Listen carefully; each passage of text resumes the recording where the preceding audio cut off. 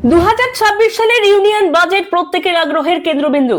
এবার এক বিশেষ ঘোষণা চেপে ধরেছে সকলের মন। যৌথ কর ব্যবস্থা অর্থাৎ জয়েন্ট ট্যাক্সেশনের সম্ভাবনা।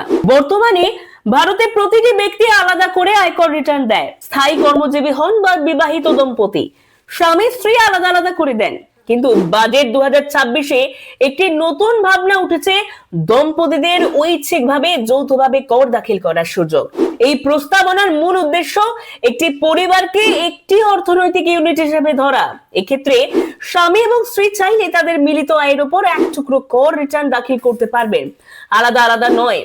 মনে রাখবেন, এটি বাধ্যতামূলক নয়, পুরোটাই ঐচ্ছিক। যারা আগের মতো আলাদা আলাদা ফাইল করতে চান তারা চাইলে তা করতেই পারবেন।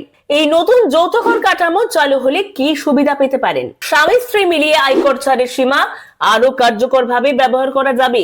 একক উপার্জনক্ষম পরিবারের কর চাপ কমতে পারে। শুধু একটি রিটার্ন দাখিল করার ফলে সময় এবং কাগজপত্রের ঝামেলা কমবে। বিশেষজ্ঞদের মতে এই ব্যবস্থা উচ্চ মাধ্যম আয় শ্রেণীর পরিবারগুলির জন্য বিশেষভাবে উপকারী হবে, কারণ তারা বড় কর ছাড় সুবিধা পেতে পারবে।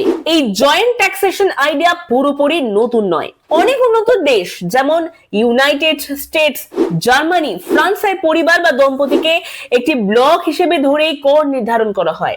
অর্থাৎ পরিবারমূলক কর চালনা পূর্ব থেকেই অনেক দেশে চলে এসেছে। এবার ভারতও ঐচ্ছিকভাবে এমন ব্যবস্থা চালু করতে পারে যেটি শুধু কর ছাড় নয়, পরিবারকে একটি একক অর্থনৈতিক ইউনিট হিসেবে গণ্য করবে। এই প্রস্তাবনা বাস্তবে আসতে হলে কিছু গুরুত্বপূর্ণ শর্ত থাকছে।